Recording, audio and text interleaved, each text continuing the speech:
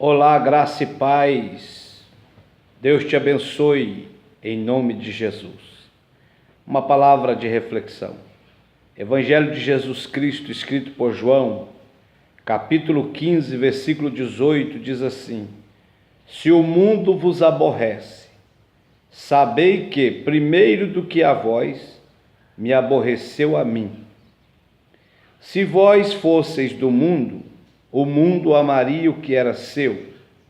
Mas, porque não sois do mundo, antes eu vos escolhi do mundo, por isso é que o mundo vos aborrece. Meus irmãos, o mundo nos odeia, nos aborrece. E eu estava pensando sobre João, que recebeu a revelação do Apocalipse. João, ele estava pregando na cidade de Éfeso. E por pregar o Evangelho, pregar a verdade, anunciar o amor de Deus, aquele mundo, aquele sistema daquela época, o aprisionou. E o imperador, o governador da época, mandou que enviasse João à ilha de Patmos. Os indesejados dos imperadores e governadores eram enviados para morrer nessa ilha. Então ele foi enviado para a ilha de Patmos porque estava pregando o Evangelho, estava falando a verdade, anunciando a verdade. E lendo esse versículo aqui, esses dois versículos de João capítulo 15, versículo 18 e 19, Jesus diz que o mundo nos odeia. Nos odeia porque primeiro odiou Ele. Nos aborrece porque primeiro aborreceu Ele, que é o nosso Mestre, nosso Salvador e nosso Senhor. E eu estava pensando, por que o mundo nos aborrece? Porque o mundo, o sistema nos odeia, nos aprisiona, nos mata, nos fazem mal, porque nós pregamos a verdade do Evangelho. A igreja é coluna e firmeza da verdade, ela trabalha na verdade, ela opera na verdade, ela age na verdade, ela vai ser arrebatada na verdade. No céu só vai morar os verdadeiros, os da verdade. E por pregar esta verdade, nós confrontamos este mundo, porque eu aponto para o sistema e para o mundo e digo: os beberrões não herdarão o reino de Deus, os idólatras não herdarão o reino de Deus, os fornicários não herdarão o reino de Deus, os prostitutos, os adúlteros não serão salvos no céu de glória de Deus. Os idólatras, os feiticeiros, os espíritas não herdarão o reino de Deus. E com isso eu confronto o mundo, com isso eu confronto eles com a verdade. Por isso eles nos aborrecem, nos odeiam, porque nós os confrontamos. A Bíblia diz que João virou para Herodes e o confrontou com a verdade de Deus. Não te é lícito possuir a mulher do teu irmão. E por causa disso, Herodias, o odiou, um ódio mortal. Custou-lhe a vida, custou-lhe a cabeça. Mas essa verdade de João, ela foi eternizada. Ela não falou só aquele dia para Herodes. Ela continua falando vivamente 2000 anos depois. Não te é lícito possuir a mulher do teu irmão. Então, por causa dessa palavra, por causa dessa verdade, por causa desse evangelho, o mundo nos odeia, porque nós o confrontamos. Mas jamais poderemos ou podemos deixar de pregar esta verdade. Doa a quem doer. Goste ou não goste, aceita ou não aceita, seja simpatizante ou não, nós devemos anunciar esta verdade. Por quê?